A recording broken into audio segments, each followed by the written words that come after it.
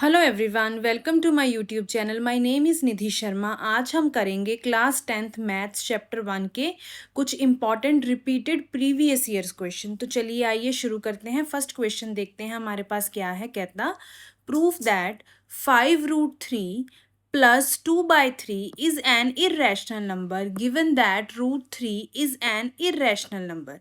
कहता हमें क्या प्रूफ करना है, ये जो नंबर है ये क्या है, इर्रेशनल नंबर है। गिवन हमें क्या है कि √3 क्या है, इज एन इर्रेशनल नंबर। तो हमने ये क्वेश्चन पहले भी किए थे जब हमने एक्सरसाइज 1.2 की थी, ये उसी का क्वेश्चन है।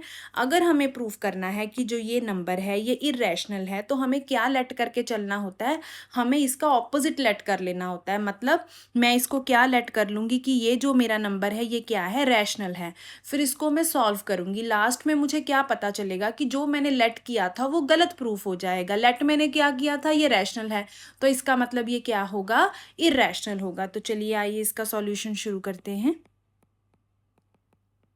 सबसे पहले हम क्या लेट कर लेंगे, लेट 5√3 प्लस 2/3 इज रैशनल। अब अगर ये रैशनल है तो इसको मैं किसके इक्वल लिख सकती हूँ, इसको मैं p/q फॉर्म में लिख सकती हूँ। हम इसको किसके इक्वल लिखते थे, a/b के इक्वल। तो चलिए आइए लिखते हैं 5√3 plus 2/3 is equal to a/b। a और b क्या होते हैं, coprime. a and b are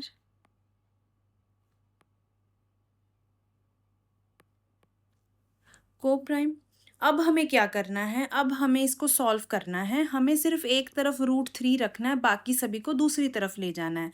अब इसको मैं क्या लिख सकती हूँ, 5√3 is equal to a/b minus 2/3।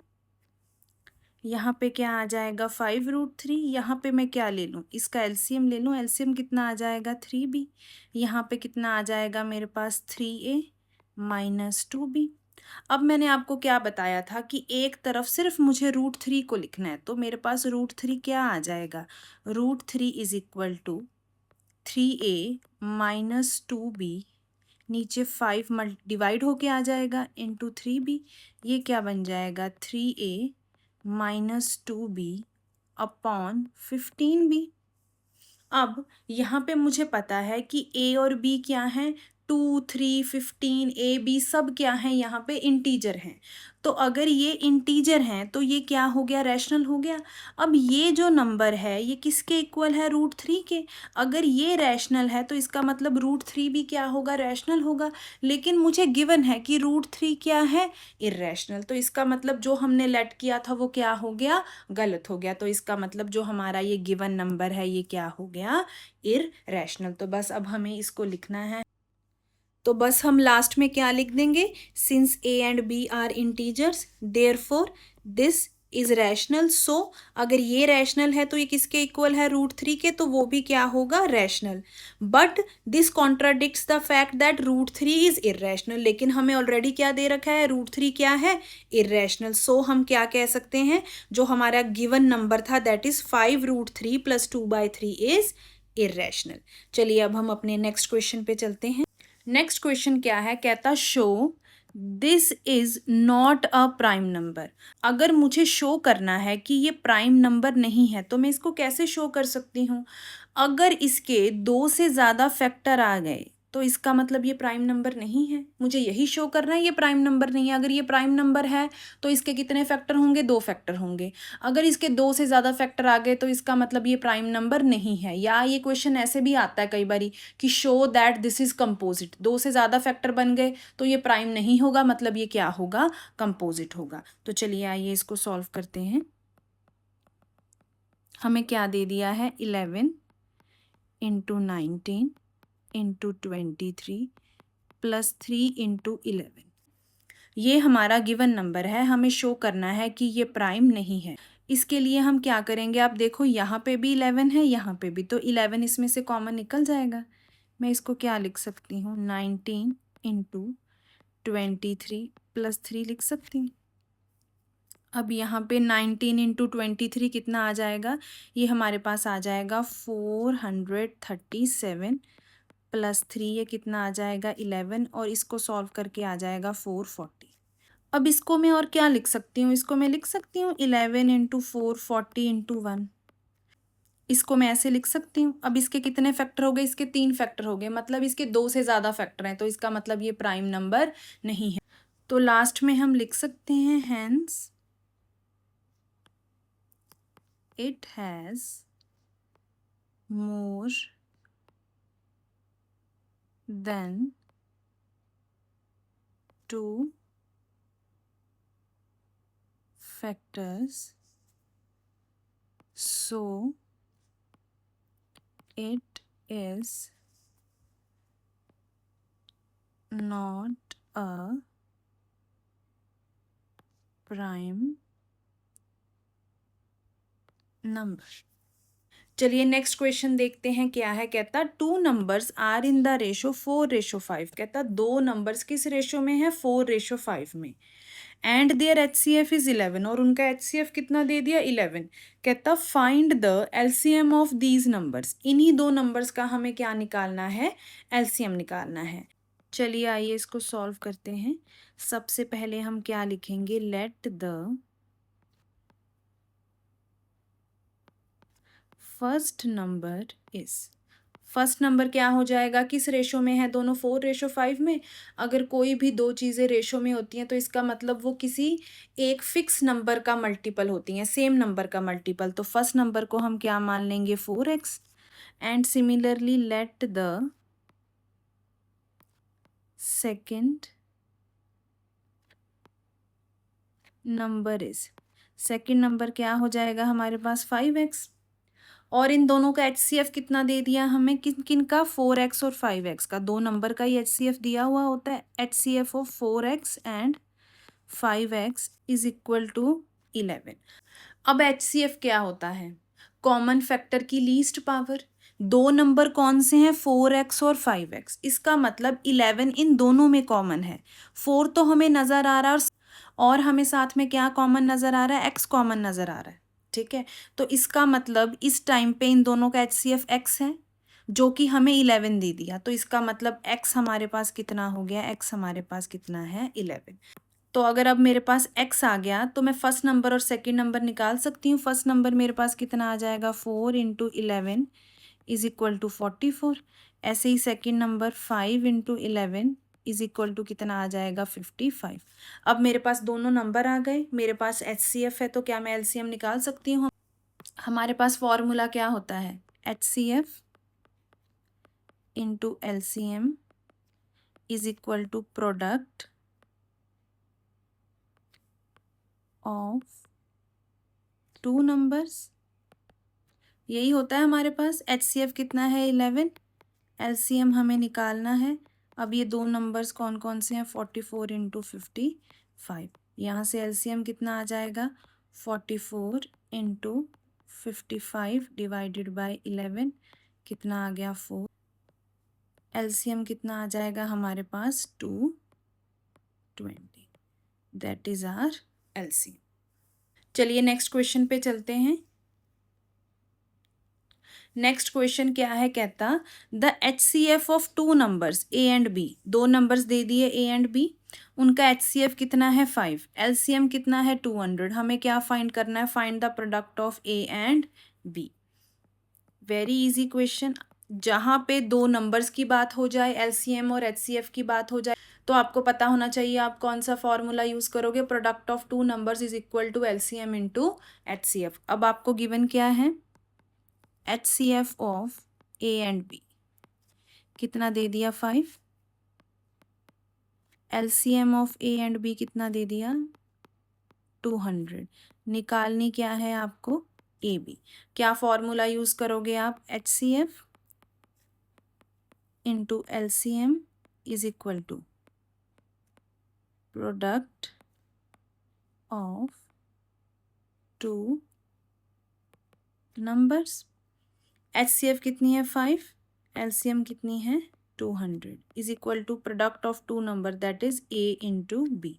कितना आ जाएगा, A B is equal to, जब आप इनको मल्टीप्लाई करोगे 1000, that will be your answer. चलिए नेक्स्ट क्वेश्चन देखते हैं क्या है। कहता find the smallest number that is divisible by both 644 and 462। हमें ऐसा स्मॉलेस्ट नंबर निकालना है जो इन दोनों से क्या हो जाए, डिवाइड हो जाए।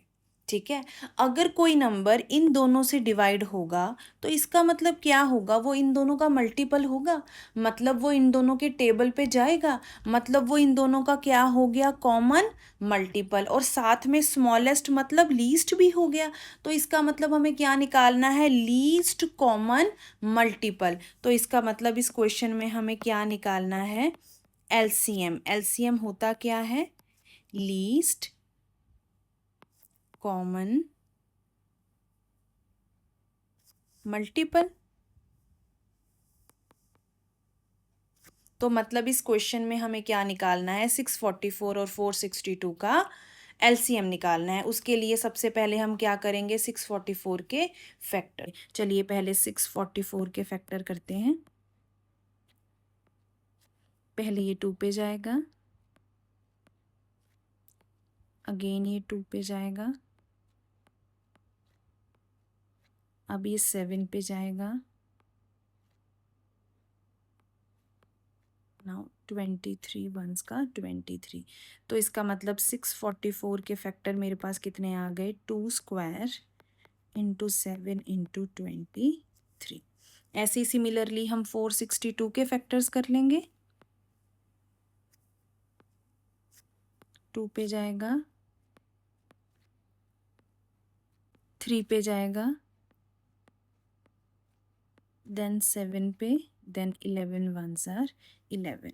तो ऐसे ही 462 के फैक्टर्स कितने आ जाएंगे हमारे पास, 2 इंटू 3 इंटू 7 इंटू 11।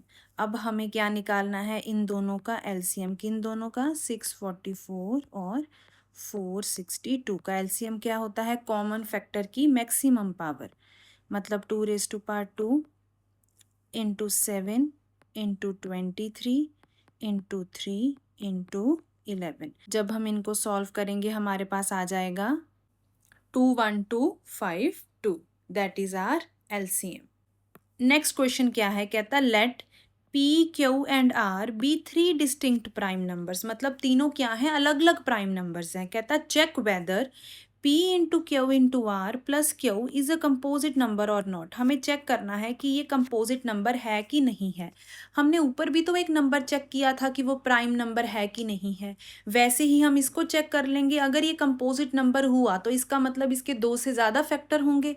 मतलब हम इसको सॉल्व करते हैं, अगर इसके 2 से ज़्यादा फैक्टर हो गए तो ये कंपोजिट नंबर होगा, अगर नहीं हुए तो नहीं होगा। चलिए आइए इसका पहले ये वाला पार्ट करते हैं। क्या नंबर है हमारे पास, P into Q into R plus Q. अब इसको मैं कैसे लिख सकती हूँ, इसके पास भी क्यू है, इसके पास भी क्यू, मैं कॉमन निकाल लूँ, P इंटू आर प्लस 1, ये चीज़ आ गई मेरे पास। अब यहाँ से देखो, इस चीज़ का एक फैक्टर क्यू आ गया, साथ में जब मैं इसको सॉल्व करूँगी एक फैक्टर ये आ जाएगा, साथ में इसको मैं मल्टीप्लाई बाय 1 लिख दूँ तो तीसरा फैक्टर ये आ गया। तो इसका मतलब इसके मोर देन 2 फैक्टर्स हैं, तो इसका मतलब ये क्या होगा, it is a composite number. तो हम क्या लिखेंगे, since it has more than 2 factors, so it is a composite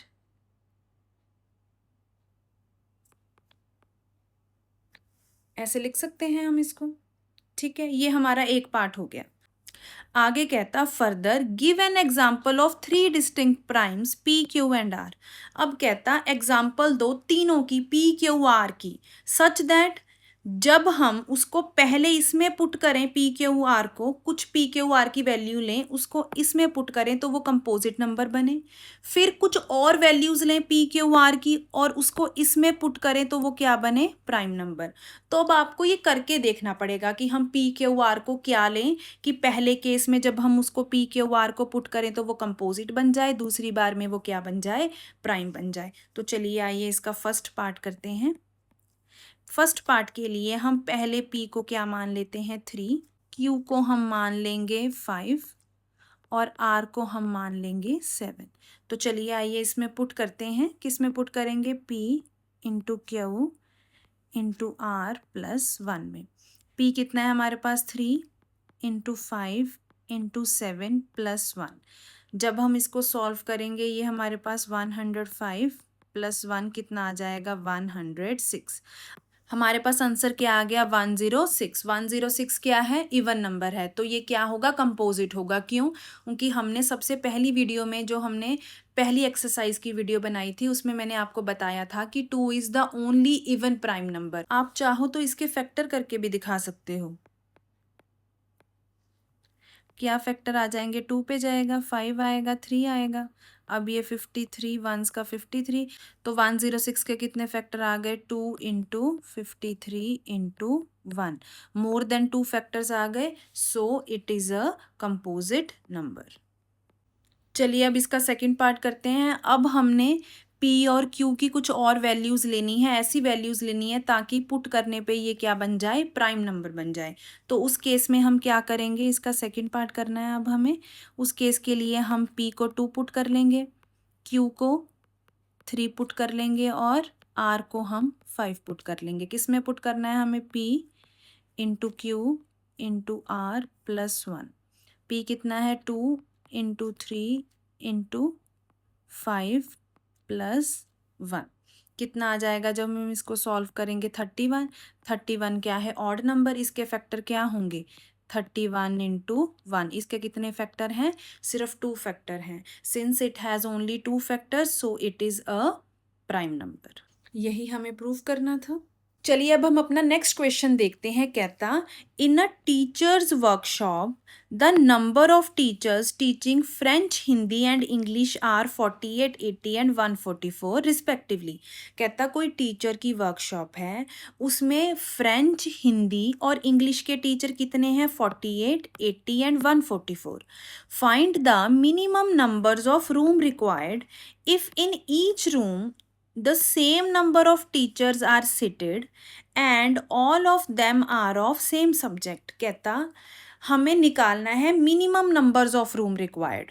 कहता इफ, अगर हम हर एक रूम में सेम नंबर ऑफ टीचर्स को बिठाएं और जो एक रूम में टीचर्स बैठी हैं वो सेम सब्जेक्ट की हों, तो कितने मिनिमम रूम्स लगेंगे, हमें ऐसे सिटिंग करनी है। अगर हमें नंबर ऑफ रूम्स मिनिमम रखने हैं तो एक रूम में टीचर्स मैक्सिमम रखने पड़ेंगे।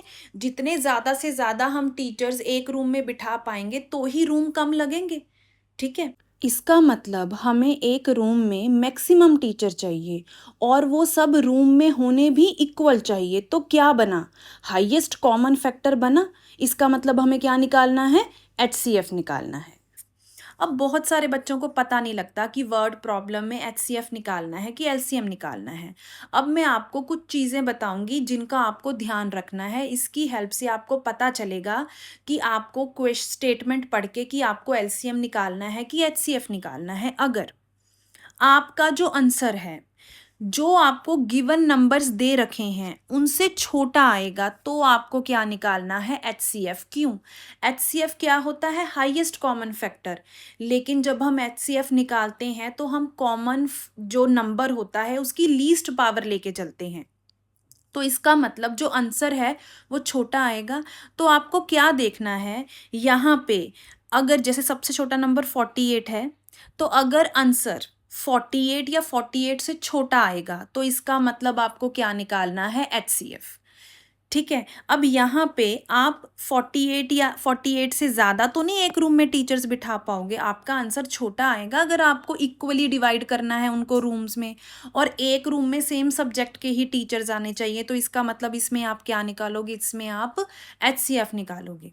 ठीक है? अब आप 1-2 चीज़ों का और ध्यान रखना, अगर ये चीज़ें आपके स्टेटमेंट में दे रखी हैं, तो आपको वो पढ़ के पता लग जाएगा कि आपने एलसीएम निकालना है कि एचसीएफ निकालना है। जैसे कि अगर आपको दिया हुआ है फाइंड द ग्रेटेस्ट साइज़, मतलब आपको ग्रेटेस्ट नंबर निकालना है, हाईएस्ट वैल्यू निकालनी है, या फिर अगर आपको किसी चीज़ को लार्ज ग्रुप्स में डिवाइड करना है, या फिर आपको किसी चीज़ को इक्वली डिस्ट्रीब्यूट करना है, अगर ऐसी चीज़ें आपको बोली गई हैं स्टेटमेंट में, तो क्या निकलेगा? एचसीएफ निकलेगा। लेकिन अगर जैसे मैंने आपको बोला था कि जो आपका आंसर है अगर छोटा आएगा तो एचसीएफ निकलेगा, अगर आपका आंसर बड़ा आएगा तो क्या निकलेगा? एलसीएम। क्यों? एलसीएम क्या होता है? Least common multiple. लेकिन वो निकलता कैसे है? वो कॉमन फैक्टर की हाईएस्ट पावर होती है, मतलब आंसर बड़ा आएगा। तो यहाँ पे सबसे बड़ा नंबर 144 है, मतलब अगर आपको लग रहा है कि आपका आंसर 144 या 144 से बड़ा आएगा, तो मतलब आप क्या निकालोगे? आप एलसीएम निकालोगे। और अगर आपको क्वेश्चन में कुछ ऐसा दे दिया कि स्मॉलेस्ट कॉमन नंबर निकालो, या फिर आपको कोई ऐसी कोई बात कर रहा है कि ये साइकिल कब रिपीट होगा, या फिर कोई इवेंट है ये दोबारा कब होगा, अगर आपको ऐसी चीज़ें बताई जा रही हैं, तो इसका मतलब आपने क्या निकालना है? एलसीएम निकालना है। अगर आपको ये निकालना है कि ये चीज़ दोबारा कब होगी, तो जो आपके गिवन नंबर्स होंगे, आपको जो टाइम दे रखा होगा फॉर एग्जांपल, उससे ज़्यादा ही टाइम लगेगा, तो मतलब आंसर बड़ा आएगा, तो मतलब आप क्या निकालोगे? एलसीएम। तो इसका मतलब इस क्वेश्चन में हमें सबसे पहले क्या निकालना है? एचसीएफ निकालना है। एचसीएफ जब हम तीनों नंबर का निकाल लेंगे तो हमारे पास क्या आ जाएगा? हमारे पास निकलेगा कि एक रूम में कितने टीचर्स बैठ सकते हैं। अगर हमें पता चल गया कि एक रूम में कितने टीचर्स बैठेंगे, तो हमें टोटल टीचर्स पता है हमारे पास कितने हैं, तो हमें पता लग जाएगा वहाँ से डिवाइड करके कि हमें टोटल कितने रूम्स चाहिए। तो चलिए सबसे पहले हम क्या निकालेंगे? 48, 80 और 144 का एचसीएफ। उससे पहले हम इनके क्या करेंगे? फैक्टर। सबसे पहले हम फैक्टर निकालेंगे 48 के।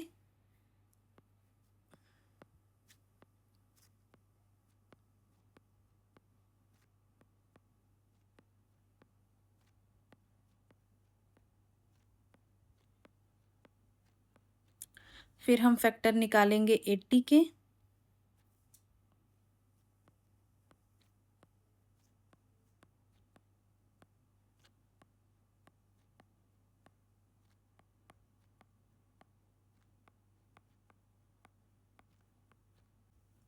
फिर हम फैक्टर निकालेंगे 144 के।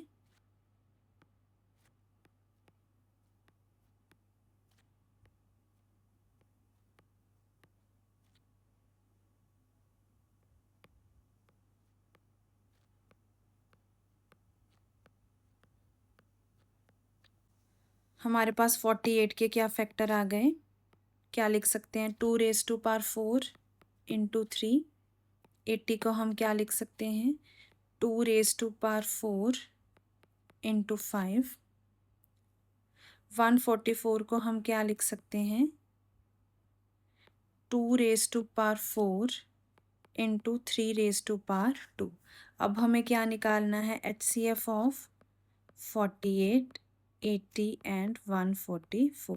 हमारा क्या आ जाएगा? एचसीएफ का मतलब क्या होता है? कॉमन फैक्टर की लीस्ट पावर। तो वो हमारे पास कितना आ जाएगा?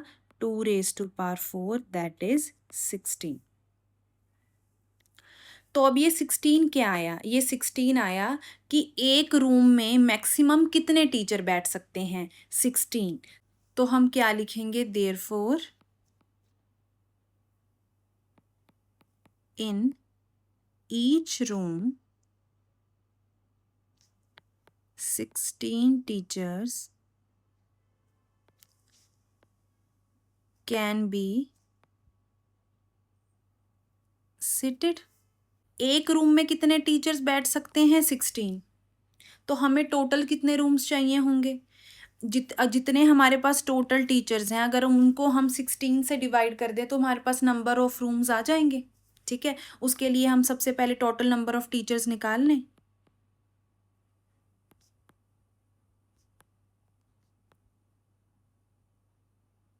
ये आप चाहो तो स्टार्टिंग में भी लिख सकते हो। टोटल नंबर ऑफ टीचर्स कितने हो गए? 48 प्लस 80 प्लस 144, ये आपके पास हो जाएंगे 272।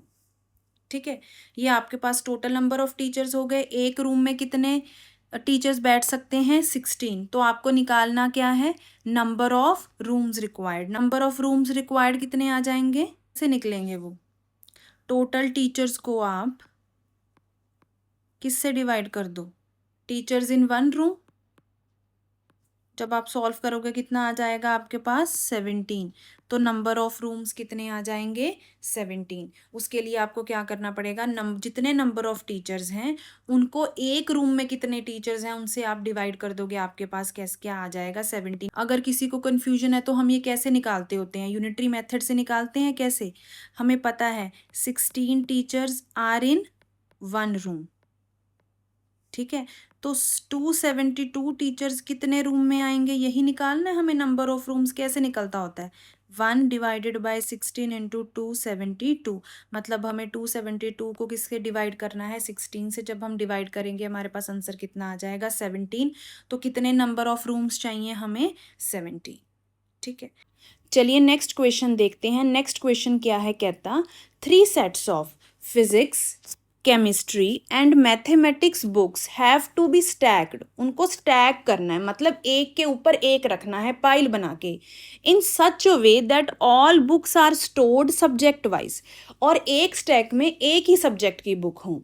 And the height of each stack is same.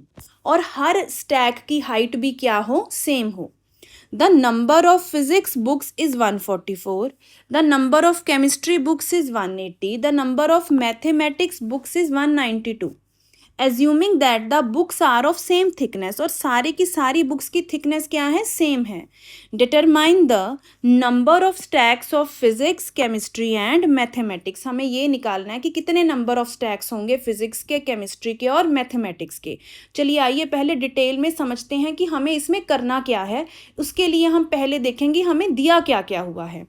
अब यहाँ पे हमें क्या करना है? हमें यहाँ पे बुक्स को अलग अलग स्टैक में रखना है।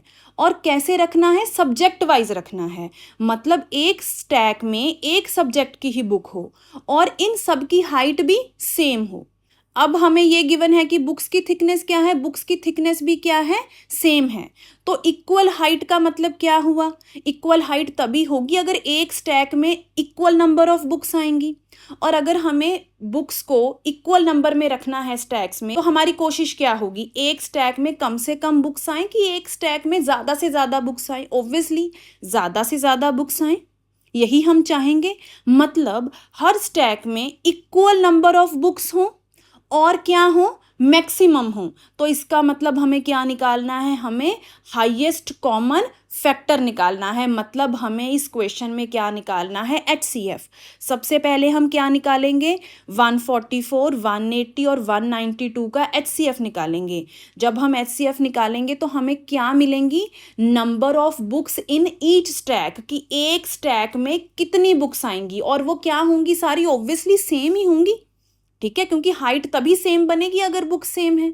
तो हमें, अगर हम यहाँ से ये निकाल लेंगे फिर एक स्टैक में कितनी बुक्स हैं, उसके बाद टोटल फिजिक्स की बुक्स से अगर हम जो हमारा आंसर आएगा उसको डिवाइड कर देंगे तो हमारे पास आ जाएगा कि number of stacks of physics कितने होंगे। ऐसे ही हम केमिस्ट्री के निकाल लेंगे, ऐसे ही हम मैथमेटिक्स के निकाल लेंगे। उसके लिए हमें क्या निकालना पड़ेगा? इनके फैक्टर करने पड़ेंगे पहले। चलिए पहले हम क्या करते हैं,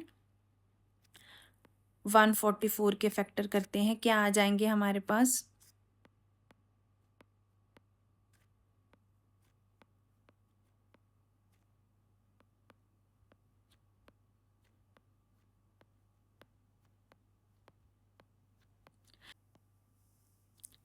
ऐसे ही हम फैक्टर निकाल लेंगे 180 के।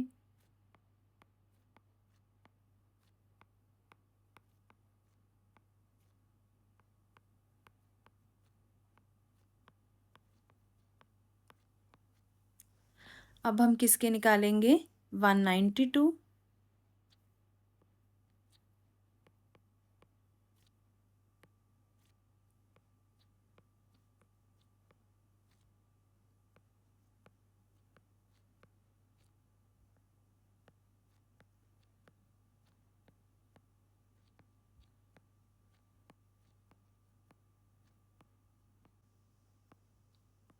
144 के क्या फैक्टर आ गए, 2 raise to power 4 into 3 raise to power 2। ऐसे ही 180 के क्या फैक्टर आ गए, 2 raise to power 2 into 3 raise to power 2 into 5। ऐसे ही 192 के क्या फैक्टर आ गए, 2 raise to power 6 into 3 raise to power 1। तो HCF क्या आ जाएगा किस किस का, 144, 180, 192 का। क्या आ जाएगा इनका HCF, 2 की लीस्ट पावर कितनी है, 2 रेज टू पावर 2 इंटू 3, ये हमारे पास कितना आ जाएगा 12। तो इसका मतलब 12 क्या आ गया, एक स्टैक में कितनी बुक्स हैं 12। तो हम क्या लिख सकते हैं, number of books in each stack